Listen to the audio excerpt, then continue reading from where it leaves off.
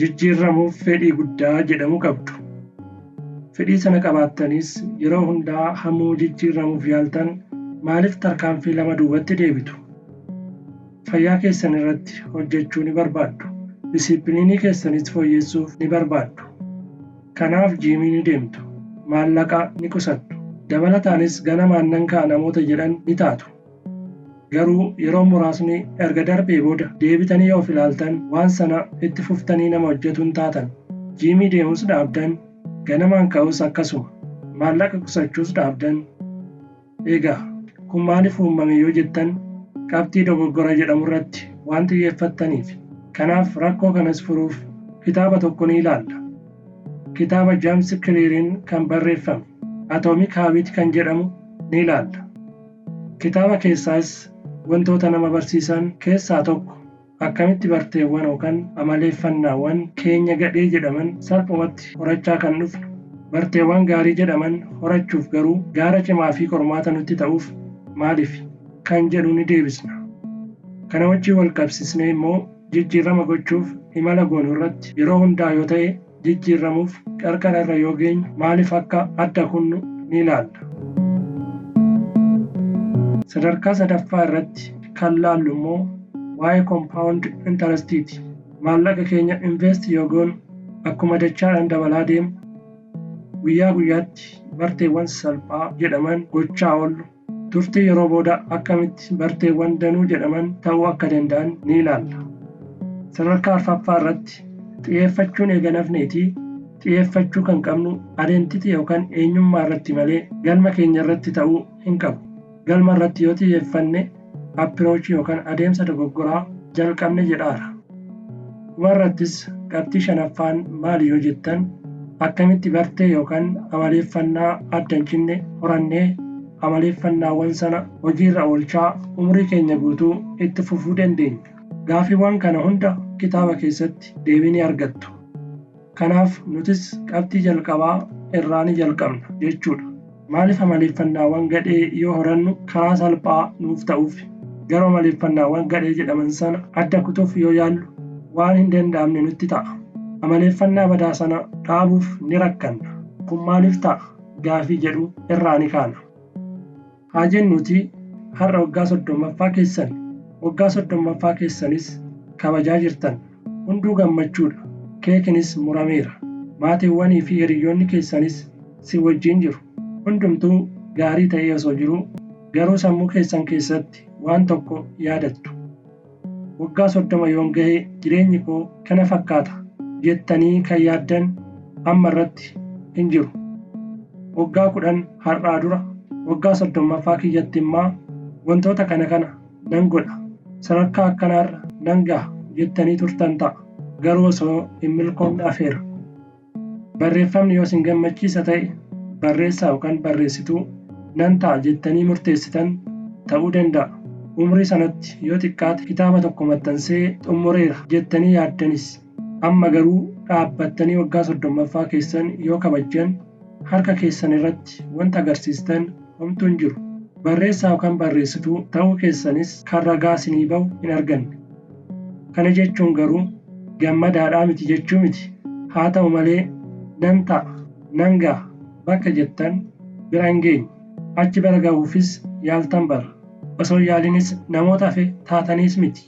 Gochuu waan qabdan gochaa turtan. Garuu wantoonni sunniin hin taane. Jiimii deemuun sinirra jira yoo ta'e jiimii ni deemtu. Nyaata fayya qabeessa nyaachuutu sinirra jira yoo ta'e ni nyaattu. Warri dokumentii bantaniis barreeffama barreessuuf yaaltanis ta'a. Wantoota sanniinis kan gootan yeroo muraasaaf jechuun ni danda'ama.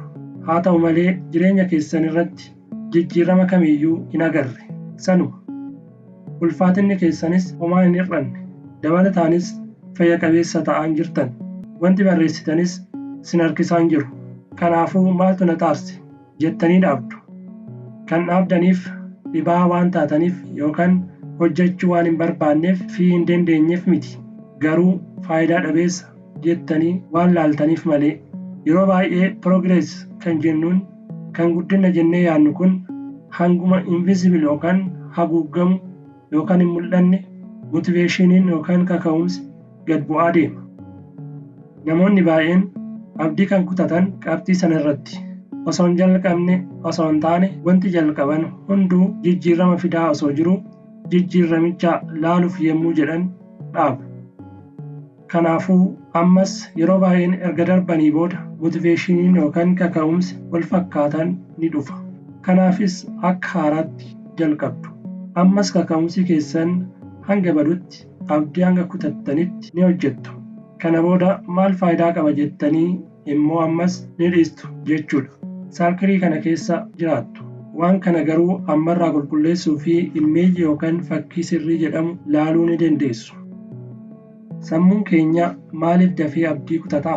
Xaariin keenyaa fi bu'aan keenya karaa wal qixaa irra waan deeman nutti fakkaata. Xaariin keenya yoo ol ka'e bu'aan keenyas akkasuma jechuudha. Amaleeffannaan garuu karaa kanaan hin hojjetu. Amaleeffannaan karaa mataasaa qaba. Turtii yookaan adeemsa yeroo keessa waan dhufuudha. Amaleeffannaa gadhee akka fakkeenyatti haa fudhannu. Amaleeffannaa gadheen yeroo baay'ee badhaasni isaa ganaa jalqabumarraa dhufa. Badhaasa argattan sanaaf immoo kan kaffaltan gara fuulduraatti ta'a jechuudha. Amaleeffannaa gaarii yeroo horattan garuu bu'aa gaarii jedhaman sanaaf hamma irratti gatii kaffaltanii sana booda bu'aa gaariin jedhamu kan dhufu. Amma isin asitti gatii kaffaltanii bu'aan hanga dhufutti eeguun keessan turtii yeroo sana kan abdii akka kutattan sin godhu. Faayidaa kamiyyuu yoon arganne maalifan akkanatti taara jettanii wanta irratti ciccitan kan adda kuttaniif kanarraa kan ka'e. Filannoo yoo isinii dhufes filannoo hin taane kan filattaniif kanaafi. Dhaabbattanii amma bu'aa kamiyyuu argaa hin jiru. Kanaaf haa dhaabu yoo jettan namummaa fuuldura keessaniif yaaddanii bakka sanarra taatanii miti kan murteessaa jirtan. Namummaa keessan ammaaf malee. Namummaan keessan ammaa ammoo kan hin jijjiirramnedha. Amma irratti waan gammachiisu osoo filatee isaaf wayya. Namummaa keessan fuulduraaf yaadaa fayyummaa koo haa eegu jechuu irra amma irratti teessanii piizaa yookaan bargarii osoo nyaattanii isinitti tola. Baadaabiiti kan jedhamu kana amaleeffannaa gadhee amma irratti itti gammaddu. Gatii kan kaffaltan garuu gara fuulduraa ta'a. Amma sirna nyaataa gaarii yoo hin qabaanne gatii kan kaffaltan fuulduratti fayyummaa keessaniin ta'a jechuudha. Amma immoo gara qabxii lammaffaatti haa dabarru. Abdii akka kutannu kan nu godhu keenyaa xiinsammuu keenyaa barbaanna. Maal waan kun? Gaappii yookaan banaan xaarii yookaan effartii fi riwaardii keenya gidduu jiru kufaatii keenya kan agarsiisu yookaan calaqqisiisu miti. Jijjiirama wanti jedhamu yoo dhufu waan nu mudatu yookaan waan nu hordofuudha. Past predict kan jedhamu ta'edha. Amaleeffannaawwan haaraa horachuu fi amaleeffannaawwan sanas walitti fufiinsaan qabatanii deemuun hangas mara salphaa miti. Immooshinaalii yookaan sadarkaa miiraatti qabxiiwwan baay'ee itti miidhamtan jiru. Isaan sana yeroo tokko erga darbitanii booda guddinni keessan haalan dabala. Yeroo dheeraaf garuu jijjiirama waan argitan isinitti fakkaatu. Maaliif jireenyi koo achiniif jettu? Yeroo ta'e irratti garuu jijjiirama rifaasisaa ta'e ni argitu. Amma immoo disappointment yookaan mufachuu wanti jedhamu eessa biraa dhufa yoo jettan isin waan raawwattan yookaan gootan gochaa bu'aa dhufuu qabu jira jettanii waan barreessitan jira. Yookaan immoo yoon kana godhe yeroo kanatti wantoota akkanaa milkeessuun qaba jettaniis ta'a. Gaappii yookaan banaan expectationii keessanii fi reyaalitii jidduu jiru dabalaa hammuma deemu irruma caalatti mufachaa dhuftu. Jijjiirama cimaa kan nutti godhu keessaa tokko kana. Emotional challenge yookaan qormaata miiraa sin eeggata. Miiraanis yoom qoramtu yoo jettan sa'aatii itti yaaddan yookaan sa'aatii jalqabaa osoo hin taane torbee 3-4 cichoominaan waan gochuu qabdan gochaa sa'aatii darbitan irratti. Baay'ee xaaraa jirtu garuu jijjiirama kamuu argaa hin jirtan. Sin aarsa, sin mufachiisa, darbees abdii sin kutachiisas. Yeroo kana eegaa bargarii isinitti tolu maaf hin nyaadhu jijjiirama yoo ta'e hin jiru jettanii kan yaaddan. Jiimii deemuu dhiisuus kan murteessitan sababa sanaan ta'a. Torbeetti guyyaa 5 hojjechaa jijjiirama tokko hin agarre. Har'a yoo nafe homaan ta'u jettanii yaaddu. Amma irratti bargarii isinitti tolu nyaachuun keessan yookaan immoo jiimii deemuu dhiisuu keessan jala riiskiin dhufa. Amma eegaa akka itti gammaddan ni beektu. Haa ta'u malee jiimii deemtanii yoo xaartan yookaan nyaata keessan fayya qabeessa gootanii fayyummaa keessaniif jettanii nyaata nyaattan garuu waa isaa achumatti waan hin agarreef guutumaan guututti ergitanii taatanii karaarra deemtan miti. Fakkeenya cabbii isiniif haa kennu. Haa jennuutii cabbii firiijii keessa gootan. Tempireecharri isaa digirii seelsheesii -15 irra jira haa jennu. Amma suuta jettanii tempireecharicha dabalaa deemtu. Digirii seelsheesii -14 yoo gootan akkasuma. -13, -12 jecha hanga -2, -1 osoo deemtanii cabbiin cabbii ta'e itti fufuun isaa hin hafu. Haa ta'u malee digirii seelsheesii 0 irra yoo ta'u cabbichi baquu ni eegala. Egaa amma cabbicha akka baqu kan godhe digirii dhumaa tokkittiidha. Jijjiirama -15 jalqabee hanga -1 jiru hin agarre. Jijjiirama kan argitan -1 gara 0tti yoo bu'uudha. Kanaafuu digirii tokko qofaa miti jijjiirama fiduu kan dandeesse. Hanga har'aa kan jiranis dabalateeti. Hojiin hanga har'aatti dadhabdanis yoomillee yoo ta'e isaasa'ee hin beeku. Gara walitti isiniif kuufamaa deema. Kanaaf fiigicha jijjiirama argachuuf gootan irratti yoomillee yoo ta'e disappointimentii irratti kan hin qabne. Namni baay'een akkuma cabbii digirii seelsheesii -15 hanga -1 akkuma ta'etti erga dhufee booda jijjiirama homaa iyyuu hin agarre jedhee abdii kuta. Kanaaf James Clear kitaaba isaa keessatti jijjiiramoonni xixiqqoo jedhaman homaa wanta adda ta'e kan hin finne fakkaata. Dhugaa ta'e erga darbitanii booda garuu jijjiiramoonni hunduu gurguddaa fi jireenya kee kan jijjiiran fakkaatu. Jijjiiramoonni suuta suutaan guddachaa dhufan piroosesii koompaawundi kana kan darban hundi isaanii bu'aa turee dhufu kan fakkaatu qabu jedha. Amma immoo gochoonni keenya koompaawundii yoo godhan walitti kuufamaa yoo deeman immoo maaltu akka uumamu haa ilaallu. Sababni isaas karaa booda piroogreesii yookaan adeemsi akkamitti akka hojjetu namoota hubatan taaneerra. Karaanis akka jijjiiramu ni beekna. Kanaafuu hojii hojjennu kamirrattuu waa argaan jira gaafii jedhu dabarree I'm moving in the right direction gara gaafii jedhutti ni dhufna. Wanti guddaan wanti isiniif ta'u kallattii dogoggoraa keessan karaa sirriirra hanga deemtanitti sammuun keessan yeroo hundaa gammadaa ta'ee deema jechuudha. Waa arguun isinirraan eeggamu. Egaa barreessaan James Clear wanta tokko ifa godhu asitti jira.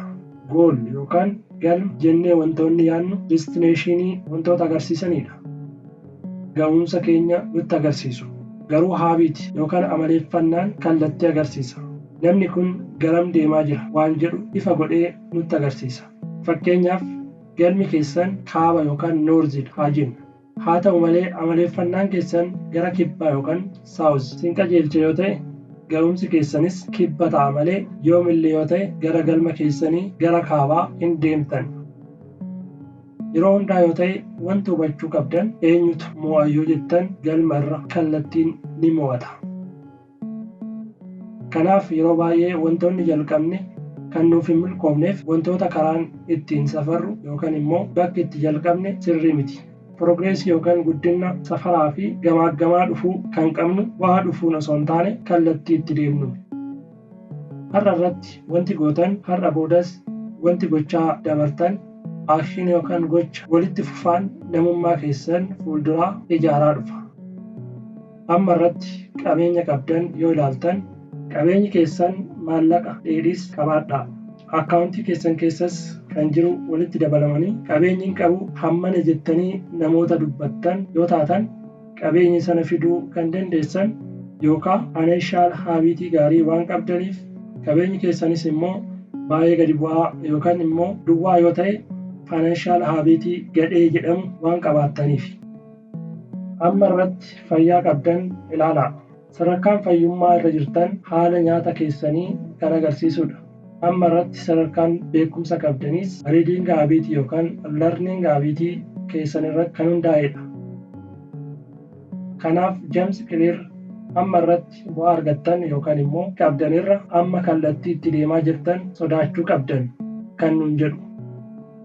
Yoo si yaaddeches kan si yaaddechuu qabu amma irratti bu'aa argattan osoo hin taane kallattii itti deemtan nun jedha. Namoonni lama har'a irratti bakka wal fakkaataa dhaabbachuu danda'u. Haa ta'u malee waggaa 10 har'aa booda yoo deebitanii ilaaltan jireenya garaagaraa jedhamu osoo jiraatanii argituun.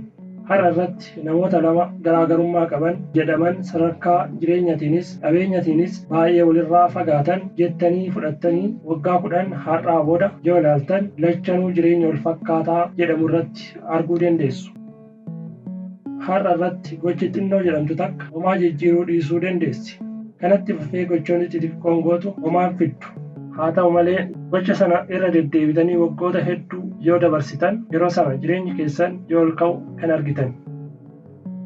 Wanti sun amaleeffannaa badaas yoo ta'e jireenyi keessan yoo babbadu ija keessanii ni agartu. Yeroo wanti jedhamu magnifaayiriidha jedha yookaan milkaa'ina yookas immoo kufaatii keessan siniif baay'isaa ni dhufti. Kanaafuu waanuma ta'e kennaafi baay'isuudha hojiin ishee. Barreessanis isa kanaan 1% rule jedhaan guyyaa guyyaa parsantii tokko of fooyyessaa deemuu. Guyyaa guyyaan parsantii tokko ittiin dabaltu homaa fiduu dhiisuu dandeessi. Haa ta'u malee waggaa keessatti yoo herreegdan parsantii 37 taatee agartu. Guyyaa guyyaan wanti gootan gadhee yoo ta'e immoo yookaan amaleeffannaa badaa baay'istu yoo ta'e guyyaa guyyaanis parsantii tokko gad bu'aa deemtu yoo ta'e xumura waggaa irratti nama akkamii ta'uu akka dandeessan yoo yaaddan immoo sodaachisaadha jechuu dandeessu. Kanaafuu amma wantoota kanneen hundarraa hubachuu kan dandeenyu maali? Gochoonni xixiqqoo jedhaman xixiqqoo ta'anii hin hafan. Haaluma wal fakkaatuun dogoggoroonni xixiqqoo jennee yaadnu xixiqqoo qofa ta'anii hin hafan. Guddaa ta'u.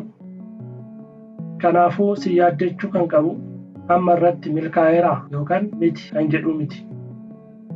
Haa ta'u malee amma irratti barteewwan raawwachaa jirtan garam sin geessaa jira sinitti fakkaata. Kallattii keessan dhaabbattanii akka ilaaltaniin barbaada. Kallattiin keessan sarara galmi keessan jiru irra yoo ta'e ba'eessa. Namoota galma isaaniitti dhiyaatan taatu. Kallattiin keessan garuu dogoggora yoo ta'e amaleeffannaan keessanis gaariidha kan jedhamu miti jechuudha. Sababni isaas galma keessan faana kan deemu miti. Kanaafuu ga'umsi koo kana jedhaatii galma keessan filadhaa. Galma sanas erga qabaattanii booda kallattii keessan qajeelchaa. Kallattiin keessan gara sin geessa yoo ta'e gara ga'umsa keessanitti sin dhiyeessa yoo ta'e hojii keessan xumurtanii jirtu.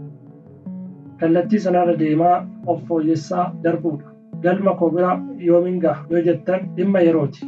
Yeroon baay'istuudha siin hin jenne ni baay'isti. Yeroon biraan si gaha. Kitaaba Atomic Habits jedhamu ilaalaa paartii tokkoffaa xumurreerra.